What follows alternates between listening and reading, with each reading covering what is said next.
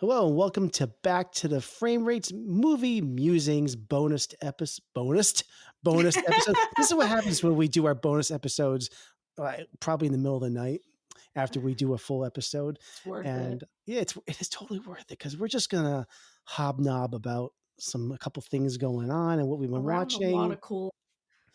We just finished discussing our review of The Revenant, which is gonna drop later this week. It was exhausting. I was exhausted. And I somehow ended up being the bad guy. There were feelings in that podcast, Nathan. I know. Arguably more emotional arc in that pod than we had in the film. I, I think so. I think so. So what we're going to do, we're just going to talk a little bit about what we've watched this week. Maybe touch on a few things happening in the world of movies. I'd like to, I don't know if you want to talk about it, I will, but Carl Weathers passed away a few days ago, which really hit me hard because being a child of the 80s and a huge fan of the Rocky films, of course, where he is most known for, it really hit me hard. Maybe I'll just get into it right now, but it actually popped up on my news feed and I immediately I pulled over. Wow. Because of course I was looking at my phone while I was driving, which I shouldn't be doing. Yeah, it just took my breath away when I saw this because he's, I think, so ingrained in my upbringing. And, I've been a Rocky fan for a while. Of course, a lot of people know him from the movie Predator. And you know what? There was a movie that I loved growing up it's not a good film, but I love it, called Action Jackson from, I think, 1987 or 1988. I have heard of this movie, but I've never seen it. But I might now that I know Mr. Weathers was in it. It came out shortly after, I think it came out in 88 because he got some extra popularity from the movie Predator. And then he was trying to parlay that into an action career, and it didn't really pan out. But he did this movie called Action Jackson, and I'm gonna just pull it up on my 1988. Looked down on IMDb, directed by Craig R. Baxley. It actually has a 5.5 rating on IMDb, so it's not terrible. You should actually check out the trailer. I looked at it before. It's hysterical. All right. I actually was thinking like maybe I should watch it this past weekend. I didn't get around to because it was really busy. It's on Tubi. Oh, So you could check it out. But it's one of the few vehicles for Carl Weathers because he really was always a co-star in a lot of things. You kind of think about what he did, and he was known as Apollo Creed, which was always playing second fiddle to Sylvester Stallone in those movies. A great role for him, or co-starring role in Predator, or recently popping up in the Mandalorian. I was so Series. happy to see him in The Mandalorian. So I knew him from Predator, and then from from Happy Gilmore. Yeah. As a child of the 90s. Yes. That's sort of, I'm more familiar with his later career. But when I saw him in The Mandalorian, it was like, oh my gosh, where has Carl Weathers been? And maybe he'd been around that whole time. It was just off my radar. But I'm glad that we got to see him so recently before his passing. Yeah. And there's a commercial that's circulating right now that also features Rob Gronkowski, tight end for the Patriots and the Tampa Bay Buccaneers. I know all about Gronk, yeah. So it's part of this whole Super Bowl promotion where what was it, the Kick of Destiny or whatever it is. I don't know if you've seen the commercial that's been airing a lot on TV right now, where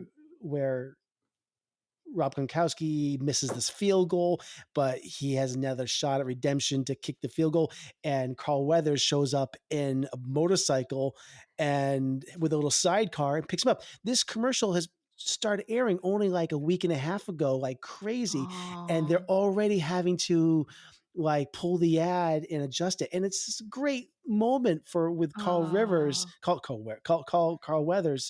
And it's so sad that even up until the last couple of weeks, he's prolific in these types of things. I mean, and it's just so sad because he was only 76. That's Yeah. and you It's just don't pretty think young. about him. He seems like he was somebody that would continue to put out be part of these shows and movies going for a long time. So it's quite sad. There's some wonderful statements put out from Sylvester Stallone and even Arnold Schwarzenegger, who was great friends with him ever Mm, since they worked together on the Predator movie. But yeah, very, very, very sad, very unfortunate of his passing. So that mhm. happened on February 1st, 4 days ago or 5 days ago Yeah. from our recording. So yeah, so I just wanted to acknowledge his passing, which is quite sad. Another thing I wanted to mention before we get into what we've watched, I wanted to mention this a couple weeks ago, and I didn't have a chance. Is the passing of director Norman Jewison. Mm. Now, he's done so many films, but most of them I actually haven't seen, and I don't know. Are you familiar with a lot of his work? Yeah, actually, I kind of am. So I'm a huge Moonstruck fan. Anyone Mm, who has listened to our podcast, yeah, anyone who has unfortunately heard any behind the scenes, I talk about Moonstruck all the time. It's an incredible film. I think it's like, for me, Moonstruck is like the My Cousin Vinny of just being Italian. Like it's perfect. right. So I just think that's awesome. But I also grew up with a mom who was just really into his movies, like Jesus Christ Superstar, In the Heat of the Night, Watch Well, Fiddler, that's the movie that I connect with the most. I love In the Heat of the Night, Oh, and I've seen that, well, maybe 4 or 5 times or so, but yeah. that movie is You could easily canon for watch me. that another 100 times, and it would be good. Yeah, yeah. Yeah. But yeah, but just I keep looking at his filmography, and it's incredible, but it's Mhm. also, like, it makes me, like, hate myself because, like, so many of these are, like, these are just incredible titles that, like, why haven't I watched these? Mm. Cincinnati Kid, I have not seen. The Fiddler on the Roof, I don't know if I have seen that movie in its entirety, which is embarrassing to say because, I was brought up Jewish. It is probably my mom's favorite movie of all time, maybe after The Sound of Music. She'd go around the house singing all the songs from Fiddler on the Roof. Topol, I think, was her favorite actor. Sure. So I saw that. Have you Rollerball, seen Rollerball's good. Have you seen Send Me No Flowers? no, I don't even know anything about it really. That's pretty cute. Send Me No Flowers, like, I put in the same category as, like, Pillow Talk. I don't know if you've seen Pillow Talk with Doris Day, but it's just it's just a sweet movie. Mhm. Yeah. A few others on here. Yeah, again, Rollerball. I know I've seen it, and I Sure. don't know, can't recall much about it. Mhm. Like, the follow up Fist with Haven't Sylvester seen Stallone. Fist. Actually, I don't think I have seen in its entirety. And Justice for All, pretty well known Al Pacino movie. I don't believe I have Haven't seen seen it either. either. So it keeps going down the list here. Moonstruck, I have seen. There, and then his later career, Other People's Money, a Danny DeVito film, I know I've seen. I don't think it was something I enjoyed that much. Late late entry in his career, fantastic film with Denzel Washington, The Hurricane. Mm. I didn't even know he directed that, but that is a fantastic film. One of, I think, Denzel's better Well, performances. that's what I I was just gonna say before you mentioned that is you read through his laundry list of credits, and I don't think if you were looking at them, you would necessarily know that he's the mastermind behind all these films. I wouldn't say he has a mm, particular style that he adheres to super closely throughout his filmography. definitely not, because you got kind of like silly comedies in here. Mm. You've got Yeah, like guy Best just like making Friends. movies. Yeah, he did. He was a studio director. That's what it is. Mhm. But nothing here he has writing credits for, and this is what a lot of directors did in this era. He's starting off in the early '60s, and he was just great at what he did. You Mm. know. So yeah, let's see. He also had a pretty extensive television career as well, which is Mm. directing a lot of TV. So it's in early in his career. So he cut his teeth in working in that medium. Mm. So yeah, very sad. This has inspired me to check out some of his movies and as soon as I can, and I have to see what's streaming. But We can do a watch party.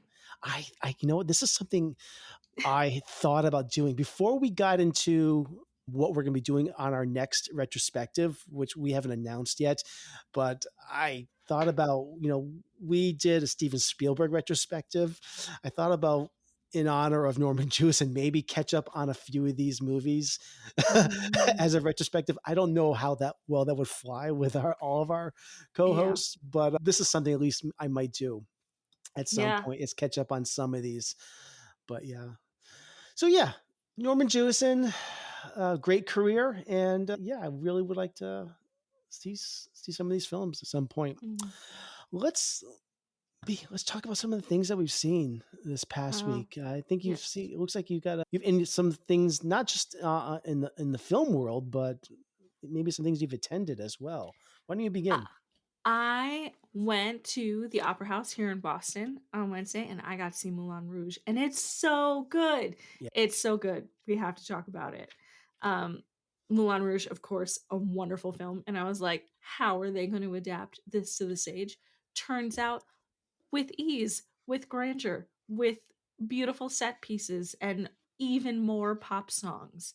If you like jukebox musicals, get your butt in the seat. There were confetti cannons, there were sing-alongs, there was a live curtain before the show of dancers, and it was just every corner of that stage had something super interesting and fun to watch.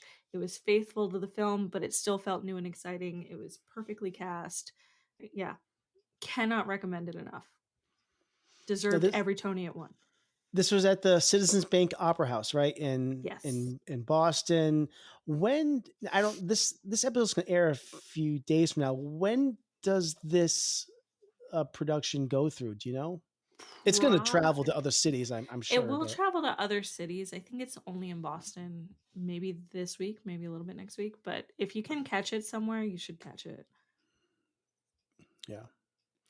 I would like to see this. This was in Providence Mm. earlier, maybe about a month ago, and I heard amazing things about it too. So Hell yeah. yeah, good stuff. Super fun. I haven't been to the theater, like a good theater production, in a long time. Well, and in It's Boston, it's easy to sort of end up at a college production, and it's not that those are bad, you know? I think oftentimes they're very good, but sometimes you just wanna see a diva. You mhm. know, and it can be really exciting, and I love the Opera House in Boston. I just think it's really beautiful and ornate and just sort of feels like as soon as you walk through the threshold there, you're a little bit transported, you're gonna have kind of a magical evening. Yeah. Yeah, it was wonderful. All right. Tell me one more thing that you've watched or done this week. Yeah, sure. One more there was a lot more that I watched. Alright, The next thing. the next thing.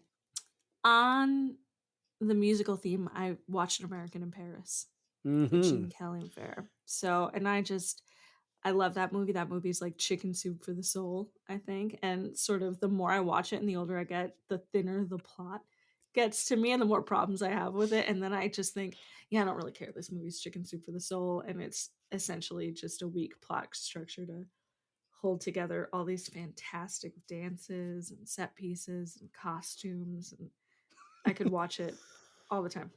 Ironically, it is one of the productions I saw live. It probably No maybe it was like way. the Wang Center or Schubert Theater, or I forget what theater, in the late '90s or so. Great production Awesome. of it. Sad Awesome. story though, because I was dating this girl, Mhm. and I forget the circumstances of this, but I was going to surprise her with tickets to Mhm. see An American in Paris. Amazing. Yes. And And then I think it was a week before that she dumped me. And and oh, no. and so I had these tickets, and I went to see American in Paris by Hell yeah. myself. By myself. Aw. You know what? I bet you were so taken away in the No, it was production. depressing. Okay. Alright. I don't know what to tell you. Um, It was an yeah. expensive empty seat next to me is what it was. Yeah. Expensive coat rack. Yeah. Have there. Yeah. Yeah, I had to I check would my love to coat. see Just put that the live. yeah, it was great. I think it Yeah. was. I would love to see that live, but even just I'm always enamored with, like, the color in that movie and the way the set pieces are interacted with and move. It just feels like a little bit of Yeah. real, like, old school movie magic. Yeah. All right, so I'm gonna share something I saw this week. I finally caught up with American Fiction, which I saw in the theater I need last to weekend. see that. Yeah, Is it so good? I really liked it a lot. This is the Ah. highly acclaimed film from writer director Cord Jefferson that stars Jeffrey Wright playing a struggling writer and professor who assumes a pen name to write this outlandish book that propels him into the literary spotlight. Let me tell you, Mm. Jeffrey Wright just won me over in the performance of the year Yeah. and one of the most complex characters I've seen on the screen. He's wrestling with self-doubt and pride, Mhm. anxiety. It just couldn't be more relatable to creative types such as myself who struggle with to fight the good Mhm. fight every day. I love this film. I saw it in the theater, so you might be able to still catch it. I think it's still playing Mhm. in a lot of theaters right now, especially since it's been nominated for a bunch of Mhm. awards.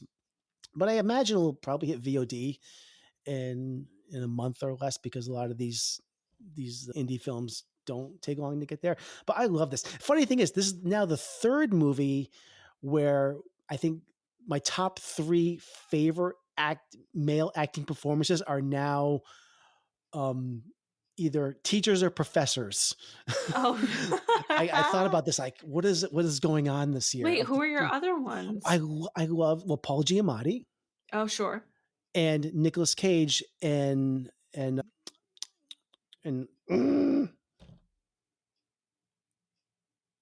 I don't know which one. Nicolas Cage and Dream Scenario. I Oh, absolutely yeah, blanked on another that. one I gotta see. Yeah, so it's so bizarre that there's some theme about teachers Mm. or college professors and they're each of them is like a writer or a I'm gonna have to struggling start another that podcast and has unpack this this. mental block on them, Mhm. so yeah, I really loved American Fiction. It might have made my top 10 if I mean, I could Uh, always do my letterbox top 10 again if I had to. It probably twist your be there. arm. I know. Twist your arm. I have to figure out What else have you what would knock off. That'd be hard. I hate to do that because they're like, oh, that movie was so good, but I don't want Godzilla minus one to come off my list now. But it would have to if it would be in my Yeah. top 10. You did love Godzilla minus one. I did. I do. Yeah. I do. The other thing that I want to mention is I watched this film called Totally Killer. Have you heard of Mm. this? Nope. Okay. So this is directed by, I hope I don't butcher her name, N- Nanachka Khan. Okay. Hope I said it right. So I watched this past week. It's streaming on Prime Video. Mhm. This it's sort of a mashup of a couple genres, that being 80s style slasher and Love that. a time travel movie. What? So it's very meta. It knows exactly what it wants to be. So picture Back to the Future meets Mhm. Scream. Oh my gosh. So it stars Kiernan Shipka in the Mhm. lead role, who a lot of people might remember her um, as the Don Draper's daughter Sally in Mad Men. Okay. So Yeah. she's all grown up now. I think she's 23 or 24 years old. I had a really good time with this film. I applaud what it's doing. The tone of this film is quite bizarre because it's fun, it's campy, it's more interested in poking fun at the slasher genre tropes than Hmm. actually being scary. But Mhm. it's got a lot of blood and gore in it, but it's kind of secondary to the science fiction time travel plot. But if you want kind of like a fun hangout movie, you could do far Yeah. worse. But it's interesting mashup of these genres, so Cool. I kind of recommend it. It's just kind of a bizarrely fun, interesting, weird idea of a film. That sounds So like a yeah, Friday night pizza movie, you yeah, know? totally. So yeah, totally killer, and it's Mm. on Prime Video. So yeah. If you like Kiernan Shipka, she was great in The Black Coat's Daughter, Oh, okay. and that's another awesome movie. Like a little bit of a thriller, psychological suspense, that Okay. quote unquote elevated horror. I don't know if I like that term. I don't know where I land on that one, but gets bandied Y- about a lot. Yeah. And that's I think I can't think if there's really anything else I've been watching this week. Mm, I've kind of haven't had time to catch up in any of the series mm. that I've been trying to finish. No, I did finish everything. No, I'm not really watching anything else. It was one other movie. Nope. Nope. That's it. That's it. That's all I've been doing. That's all you got? Well, I found out recently that my partner has not seen The Sopranos, and in my home, that is grounds for divorce. So, yeah, it's a real shame. I don't know how I let it go for as long as I did, but we're fixing it now. So we're going straight through. We're on season 5. It's been a blast. Oh wow. Yeah, we're powering through The Sopranos. No TV show has successfully made me feel so hungry as often as watching The Sopranos. Oh my goodness, they are eating good on that show. It's It's fun to watch. It's I fun to love it. Yeah. watch. Yeah. Yeah, yeah. Anything else you want to highlight? Those are the big ones.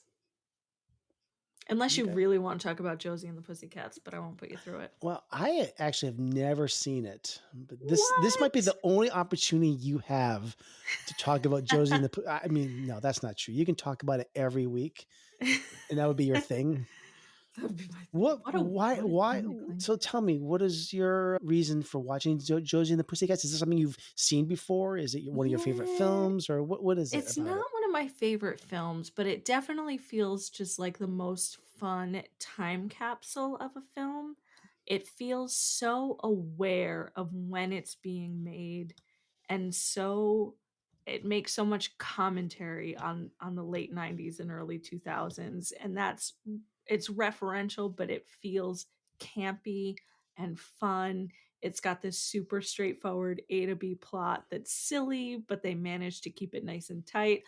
The cast is insanely good. The cast is out of this world, and it just yeah, it's just I think if you're gonna watch a 2001 movie, that's up there. All right, Time awesome, capsule of a film, but still holds up. It's a perfect movie. I don't know what to tell you. perfect. It's a Yeah, perfect movie. it's a perfect movie. Okay, Perfect like PURR. It's perfect. Josie and the Pussycats. all right. So yeah, I think that sums up what we've been watching and doing this week. I don't. Do you have any viewing goals or That is a anything good for question. this? You know, I gotta get my butt back to theater. So this always happens. I'm always like, God, I have to power through and watch so many of these movies that, these festival releases that I want to catch up on at the end of the year. And then come January, I'm like, I just want to watch TV. I don't want to watch movies. I just want to sit in my house. Maybe I'll actually read a book. I don't know. what? So for February, I'm trying to get to the theater more. I like to see American Fiction while it's in the theater. I think we're gonna go see Argyle on Valentine's Day, which I think will Hmm. be fine and fun. So I think right now it's really just getting back in the swing of things, back to the theater. Okay. Yeah, what about you? There's not a lot I'm in a rush to see in the theater still. I'm looking at what's coming up. There's not much that's being released. I saw that Lisa Frankenstein comes out, which I'm in no real rush to Not in a rush to see. see that one. And man, no, I mean, I think there's plenty that I'm still catching up with at home. As people that listen to the show know that I have been powering through my Robert Altman Mm. retrospective. I'm just about at the end of the 70s. It's taking me I'm going really slow. I think what was the last movie that I updated the world on? I can't I remember. think the last time we talked about it was The Long Goodbye. Oh, that was a while ago. So Yeah. the last thing, and I'm going to pull up my letterbox for a second here, is that's how I know where I left off. According to my diary, the last thing, oh, I know what I watched recently. I'm not going to talk about it though, because I don't feel like talking about it. I saw Quintet. Did I mention Quintet?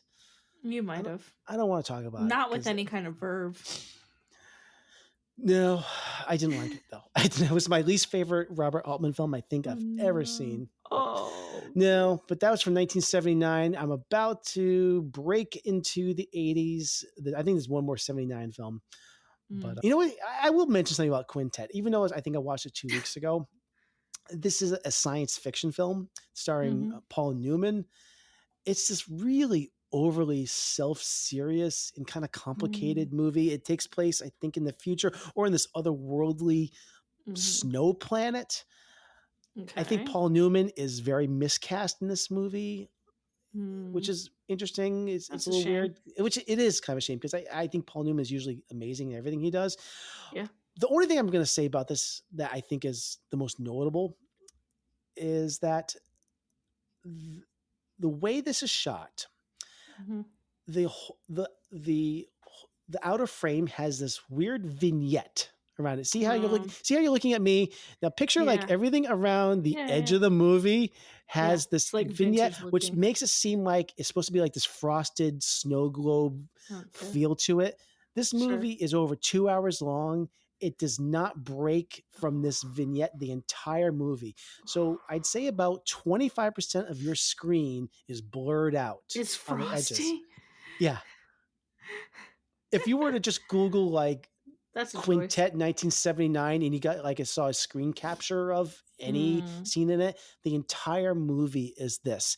It is a Oh, choice. that is a choice. It is a choice. And it just pounded me into submission, this movie. Mm. So no, not a fan.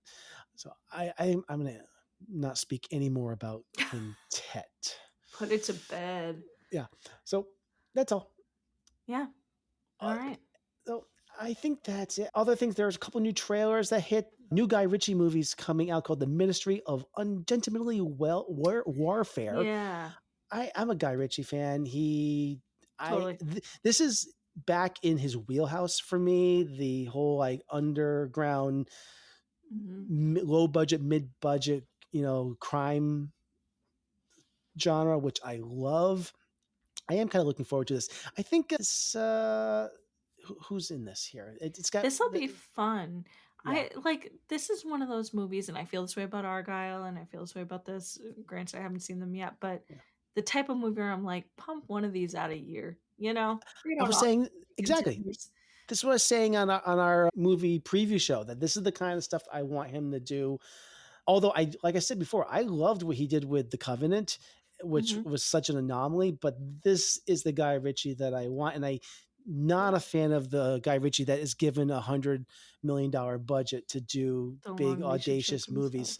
I think it's not what he's best at. Another thing that's coming out, I think a new trailer just dropped was Back to Black, which is the Amy Winehouse Don't love biopic. that. Don't lo We got a great documentary. Shut it down. Exactly. Shut it down. I agree 100%. Amazing documentary, one of the best of Yeah. the last decade or more. I don't think there's any more that has to be said about her story. And that's sad to say that because I think that her story is heartbreaking and but it doesn't I don't think this needs to be said. I watched this trailer and I'm like, "Mm, Mhm. I don't know. I mean, I felt nothing. I really Yeah. felt nothing. The dramatizing this story felt wrong.